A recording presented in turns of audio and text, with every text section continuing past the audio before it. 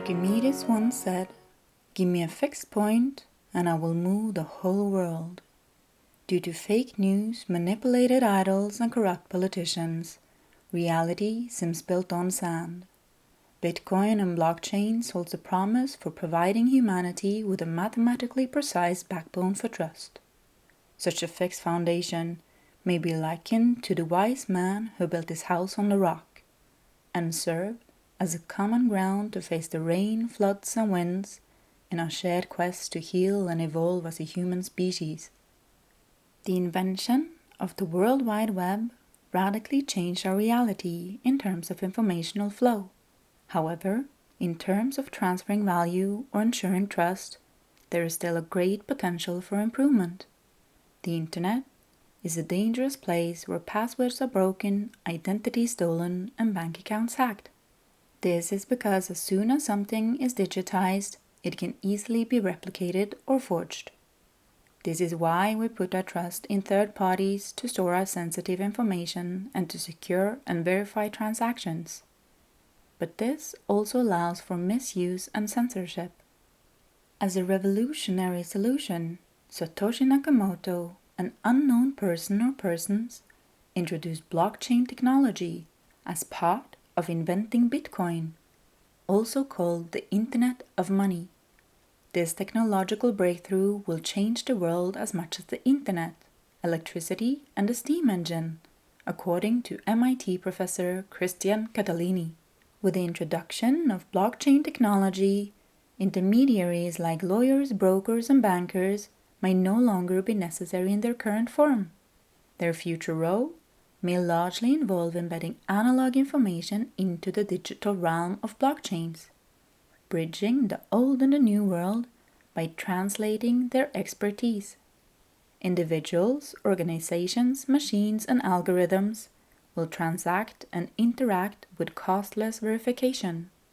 Economic value results from a shortness of supply. Due to its mathematical nature, Bitcoin is even more scarce than gold, an element only created when stars explode. Before the invention of Bitcoin, there was no way to create digital scarcity. This movie outlines what blockchain is, why it matters, and how it could improve the world, including mitigating the climate crisis. But first and foremost, it shows us why we believe Bitcoin is digital gold. It shows how a new digital gold standard would disallow taxation by governments printing money, slow down consumption, and encourage future-oriented savings. At the same time, banking the unbanked and making transactions unhackable, uncensorable, and transparent. In order to appreciate why Bitcoin is a form of improved gold, let us first take a look under the hood at how Bitcoin actually works. This video will contain a lot of stuff that may be difficult to grasp, but if you want to catch up with the future, it is necessary to understand this to some degree. So why not get a lead on most people? Let's dive in to see if we can make more sense out of this.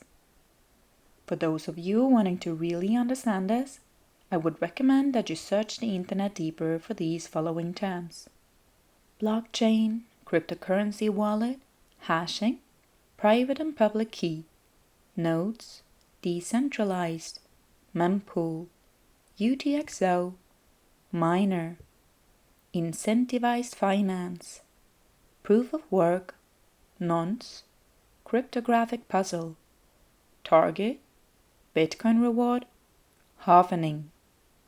First of all, what is a blockchain? A blockchain is a digital record of transactions. The name is derived from its structure, in which individual records, called a block, are linked together in a single list called a chain. Blockchains are used for recording transactions made with cryptocurrencies, such as Bitcoin, and it also has many other applications. Blockchain technology is based on the concept of hashing. Hashing means taking an input of information of any length and producing an output of a fixed length. you can find several sites on the internet that will hash information for you. Here, we can enter our text or a file, and through encryption, this information will be compressed into a unique hash. Bitcoin uses the SHA-256 hashing function. Here, we click the hash button, resulting in this. It is a one-way function, meaning that the original text cannot be restored from the hash. We start from a wallet, which basically serves as your address for crypto transactions. It could be a phone, computer app, Trezor, one of the safest wallets for storing cryptocurrencies, or any form of media that allows for sending a transaction signed with your private key. The transaction will be in a form of a hash, imprinted with your digital fingerprint, that is your key. A private key, which comes in a form of a code, is simply a way of stating that this address is yours and that you have access to it. This private key must be kept secret. But from this, you create a public key that is open for everyone to see. The function for this key pair is to have a digital signature and still remain unhackable and anonymous. Combined, this key pair allows anyone on Earth to be their own private bank. You can accept, construct, sign, and broadcast any transaction. Custodians and exchanges like Coinbase, Gemini, or PayPal can hold your private keys, which means that you're not really the owner of a Bitcoin. This is just like having a paper stating that you own gold, which is not the same as storing your own physical gold. However, while we wait for blockchain technology to be as user-friendly as Gmail or Amazon, using such services may be a temporary alternative for some. All these custodians will allow you to create cryptocurrency transactions and sign them, but with their private keys. Learning how to use your own Trezor, ledger, or other ways to securely store your cryptocurrency will probably be a good investment of time. When you broadcast a transaction to the network, it is inspected by nodes. Everyone can become a node. With any electronic device that can download the transaction history, they maintain copies of the blockchain and keep the network functioning. What we mean when we say decentralized is that the Bitcoin network is based on a peer-to-peer solution. There is no central point or server that manages how the data is transferred in the network, and there is no central database where the data is kept. The whole blockchain needs to be downloaded and synchronized by the nodes. Several nodes check whether your transaction is validated by the consensus protocol. But if it isn't, they will reject your transaction. If they verify it, it is still unconfirmed, but stored in a form of a waiting area by the nodes. This is called a mempool, short for memory pool. To verify your transaction, the nodes match previous transfers on the blockchain with your public key to find your unspent transaction output. A UTXO will be payments registered in the blockchain that are addressed to your wallet. So let's say that from the blockchain, the nodes find that your friend sent you 0.3 Bitcoin. At another time, your mother sent you 0.7 Bitcoin. And from your last transaction, you have 0.5 Bitcoin sent to yourself. This means that if the UTXOs registered with your public key combined hold enough value to support your transaction, it will be accepted. One transaction can be supported by only one UTXO if it is big enough. But in the same way as one transaction can make use of several UTXOs as input, you can also make several outputs in one transaction. Your wallet now holds 1.5 Bitcoin available to use. You can send 0.2 Bitcoin to your brother and 0.3 Bitcoin to your colleague. The transaction includes the fee for the entire operation. The remaining balance is sent back to your address and registered as a new UTXO available for your next transaction in order for the network to keep track of all the bitcoins. This is a way of starting your track record new every time you have transferred value. In a traditional financial system, we are usually charged a percentage of each transaction, making it more expensive to send a large amount. In the Bitcoin protocol, the fees are calculated in terms of Satoshi per byte. A Satoshi is a 100 millionth of a Bitcoin, the smallest possible unit. The greater the number of bytes in one transaction, the higher the fee.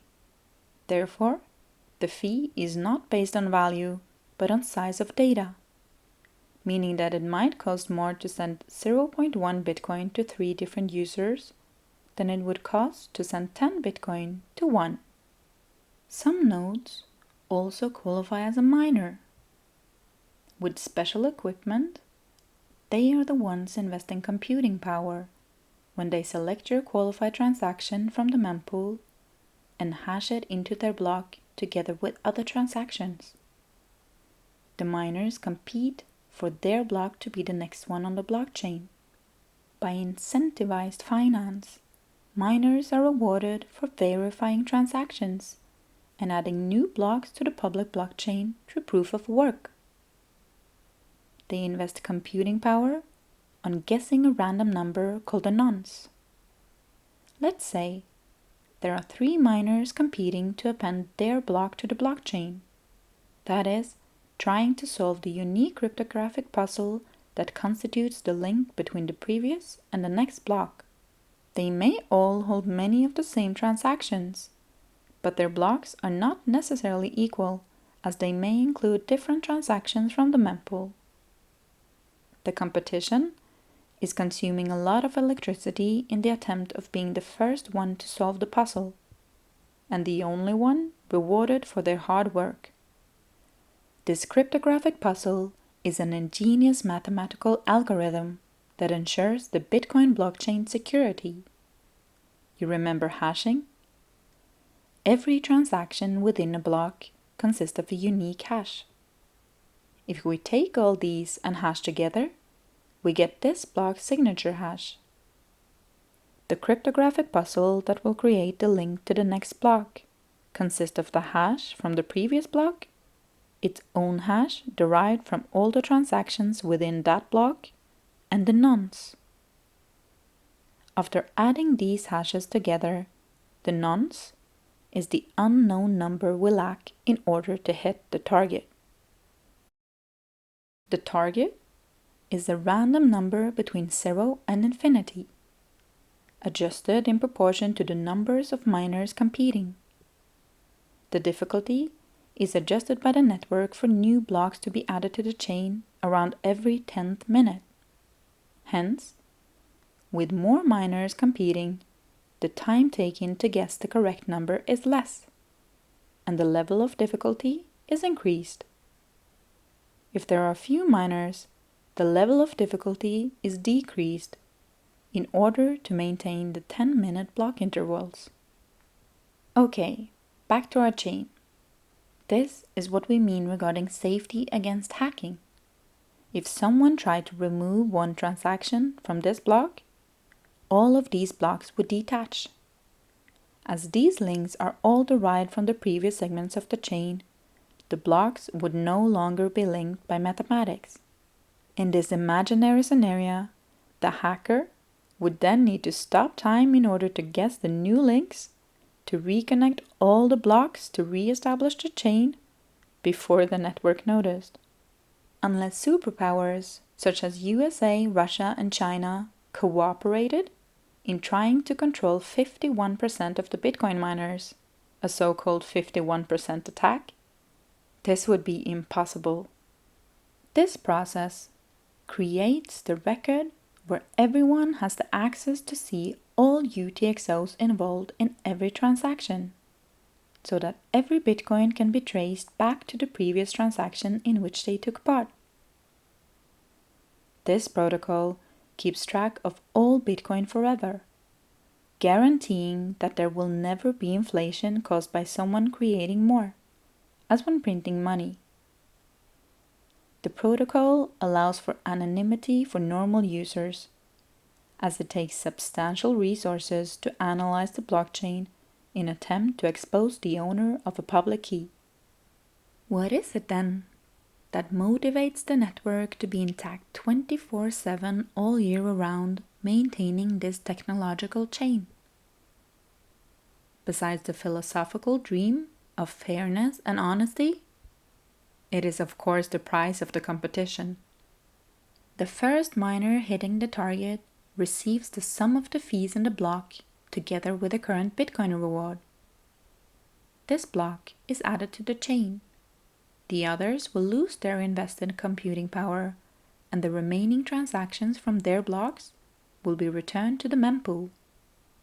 Bitcoin reward is the number of Bitcoins that miners receive for their effort, in addition to the fees. In our traditional system, the money in your bank account is only a digital number increasing or decreasing according to your transactions, no longer backed by a fixed value. The new Bitcoin that is mined does not result in a physical coin, gold bar, or piece of paper, but it results in an addition to the total supply of Bitcoins. But in comparison to fiat money, where inflation can go to infinity, for Bitcoin, the limit is at 21 million. The sobering solution to inflation in the Bitcoin network is called halvening. For every 210,000 blocks that have been mined, which happens approximately every fourth year, the Bitcoin reward is cut in half. On May 11th, 2020, the reward for mining one block was reduced from 12.5 to 6.25 Bitcoins. Mining is the only way Bitcoins are created. As the reward is cut in half by a predetermined scheme until it is reduced to 1 Satoshi, it cannot be divided further, and no more will be created. Inflation stops.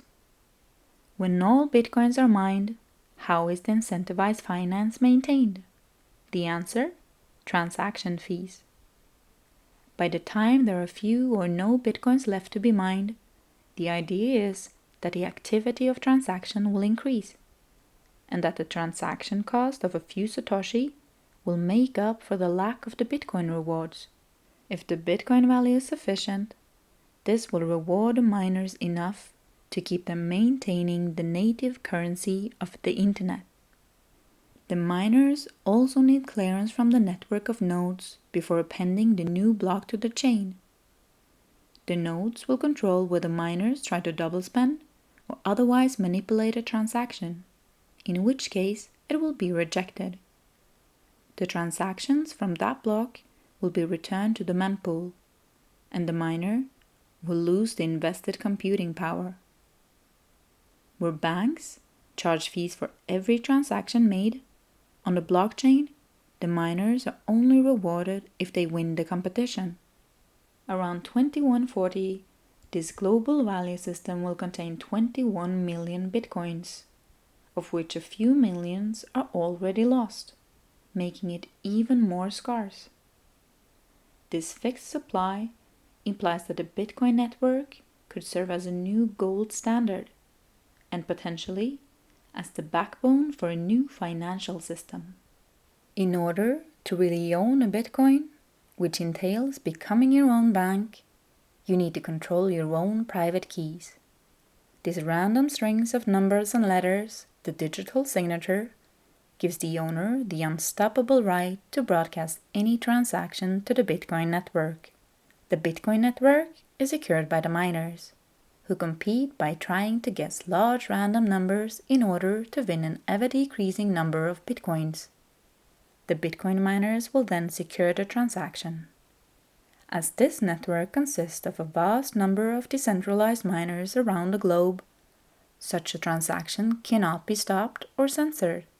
Hence, Bitcoin transactions can be easily tracked, making this the ideal digital gold to prevent crime, corruption, and terror, while at the same time as being uncensorable, so that no government, entity, or central authority can violate the right to express value through the language of money.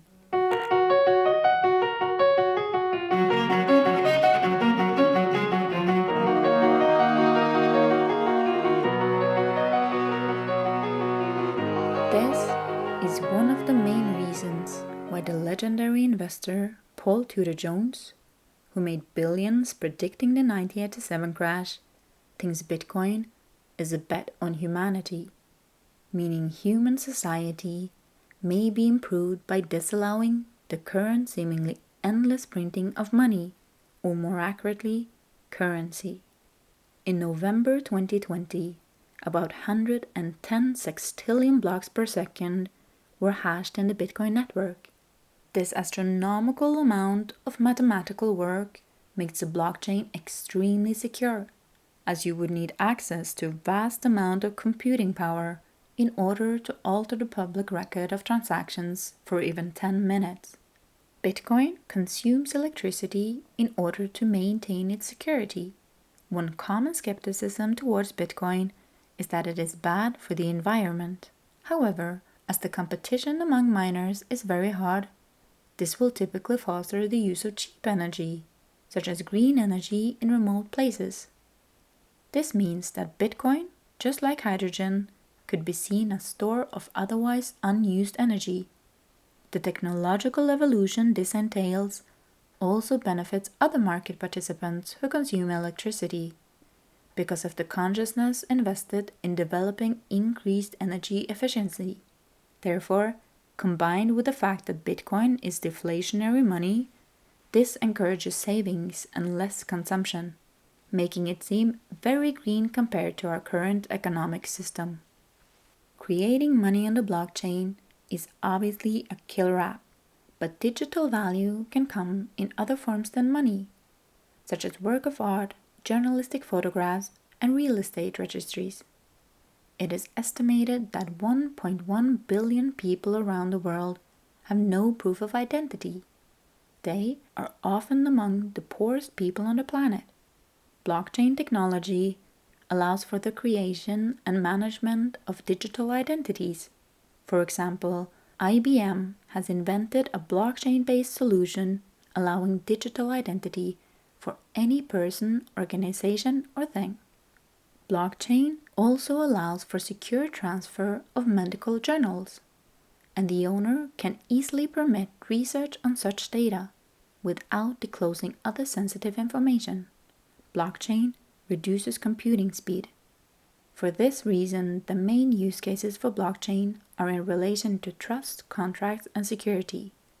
For instance, a blockchain can be used to prove that photos taken by journalists are authentic, which would likely be worth the cost of embedding the information to the blockchain. The cost of Bitcoin's proof-of-work model, which is the most secure form of blockchain, is computing power.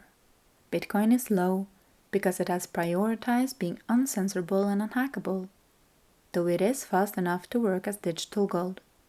Currently, we wouldn't use it for daily transactions, only as a store of value. Other cryptocurrencies could better serve this purpose. Ethereum, the second largest blockchain, can be described as a decentralized global computer.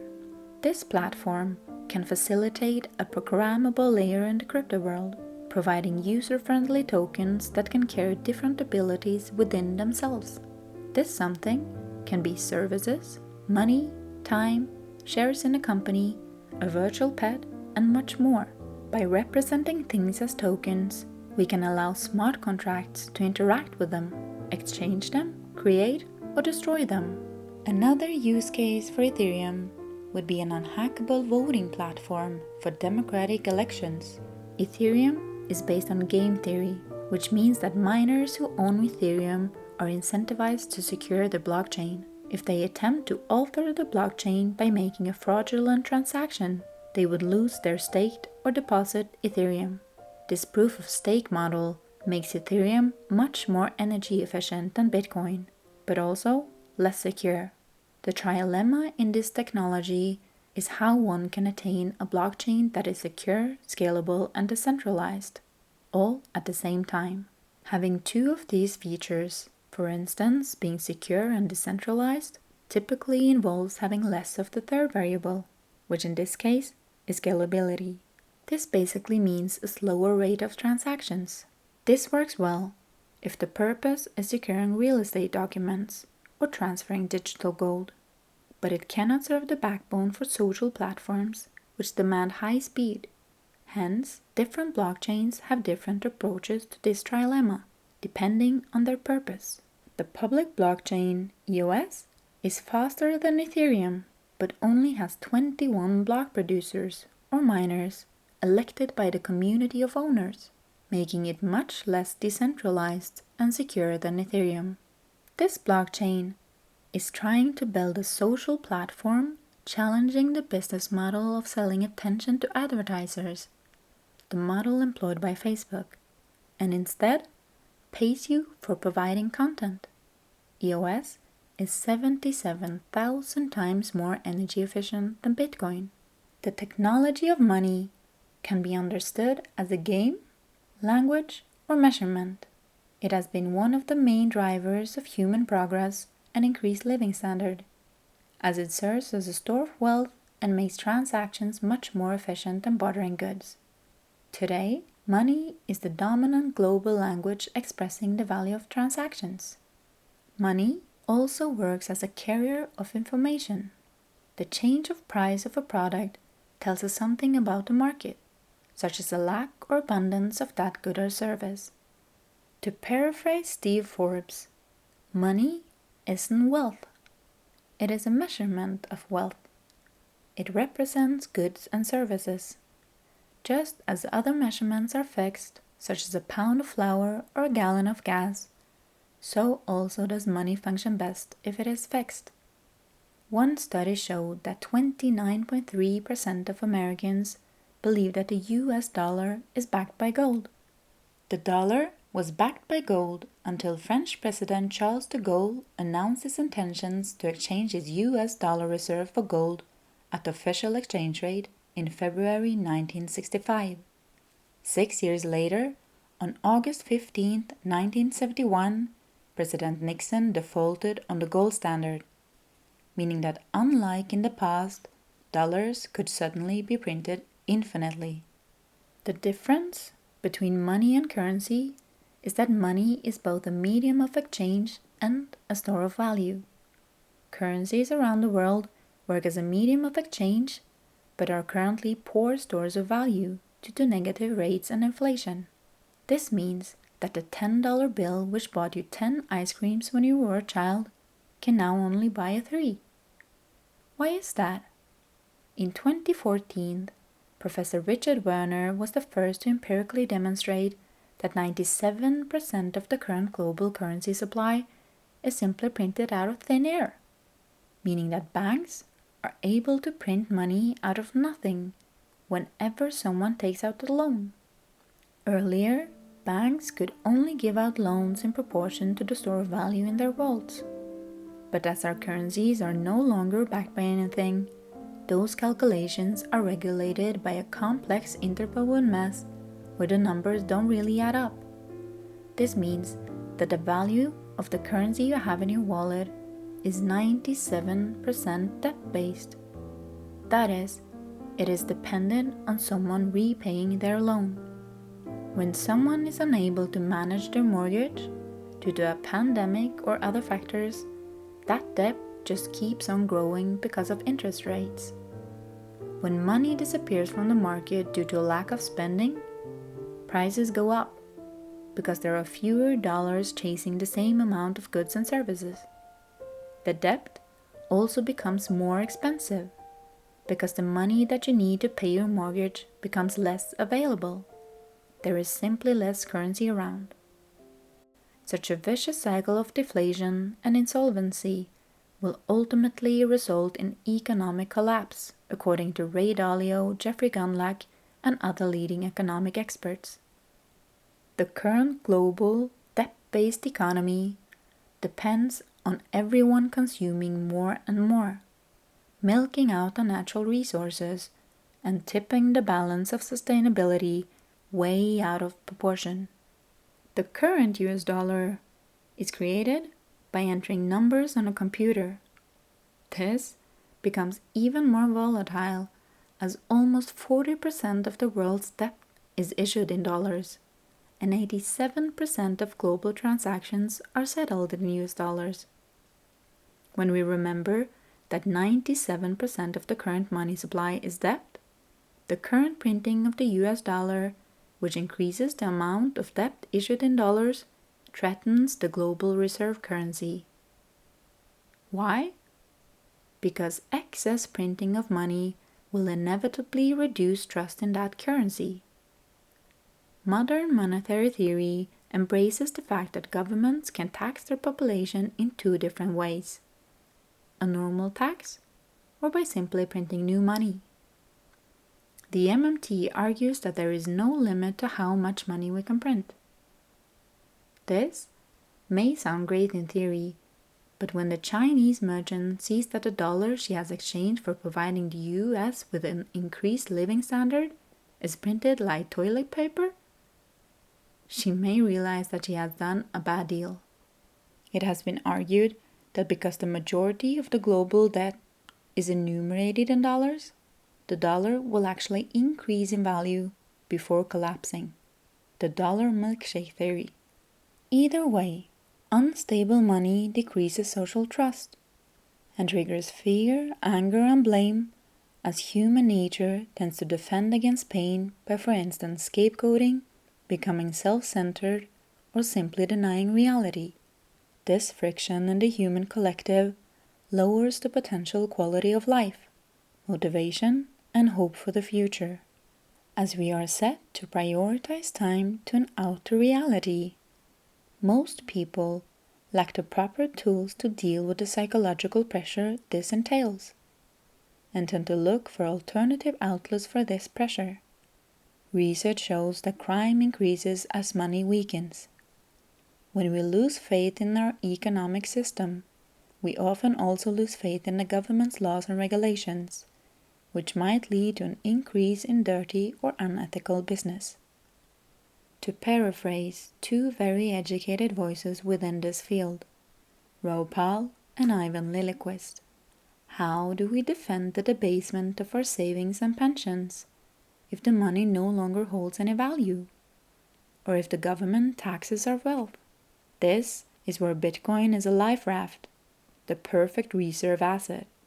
It is the payment system we want and the store of value that we need. If they try to forbid it, there are 200 million that don't care. They once tried to forbid gold. Didn't happen. Here we have a distributed ledger run by everybody, owned by nobody. In order to close this down, they would need to stop the entire internet. But in fact, not even that could stop it. The primary medium for this currency will be the internet, but you can use an SMS, a handwritten letter, or even smoke signals to send your transaction. There even is a Bitcoin satellite. So this seemed to be the cockroach of finance. Through regulatory arbitrage, there will always be someone that allows it. Capital always finds a way. The central banks are not elected by anyone and can largely do what they choose.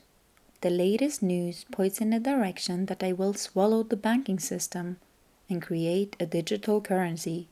In that case, they open the doors for a new form of finance, at the same time as they eliminate any form of physical cash. This means that governments will be able to monitor every transaction you make. But is that what we want?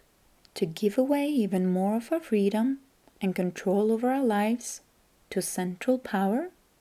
In many countries, religion and the state are separate.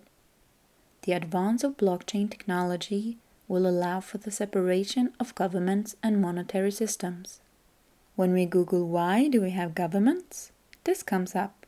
Governments provide the parameters for everyday behavior for citizens, protect them from outside interference, and often provide for their well-being and happiness. In the last few centuries, some economists and thinkers have advocated government control over some aspects of the economy. And that is what blockchain technology might solve. By returning economic power back to the people, governments might find their original purpose, to serve and protect the people. Or we might even restructure governance in a way where we would be able to optimize every institution by letting each field specialize within their area, instead of having a slow and expensive bureaucracy where no one has personal responsibility and therefore no one takes the blame. This way, we lose ownership of our actions, which still have consequent effect over our lives and nature. We could replace that with scientific expertise within each field and transparent cooperation across borders, taking a giant step towards the altruistic potential we hold in our soul and collective. When questioning how humanity might do in a natural state without a government, John Locke's reply was, 1. Stronger and smarter people might try to take away other people's lives, liberty, or property. 2. Weaker people might band together and take away the rights of the stronger and smarter people. 3. People would be unprotected and insecure. This sounds bad, but handing economic power over to the national authority already paints a picture involving these three scenarios. So that makes me wonder, what is the mesmerizing effect of money and power that seems to transform the compassionate and objective viewpoints of humans into one of greed and exploitation? Well, that would need a whole new video, but to make it short, outsourcing that responsibility to the laws of mathematics will release us from some human weaknesses regarding financial governance. Money or currencies are directly or indirectly involved in everything.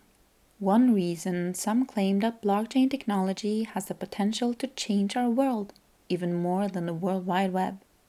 Jack Dorsey, CEO of Twitter, believes that Bitcoin will become the native currency of the internet. One of the largest banks in the US, JP Morgan, changed their narrative from Bitcoin being a fraud to Bitcoin becoming a good investment. As Bitcoin will make governance more transparent and serve as an anti-corruption tracking system, Tim Draper, the legendary third-generation investor and visionary behind the Draper Academy, believes that the future governments will have to compete for their customers, their population, in much the same way that companies do today.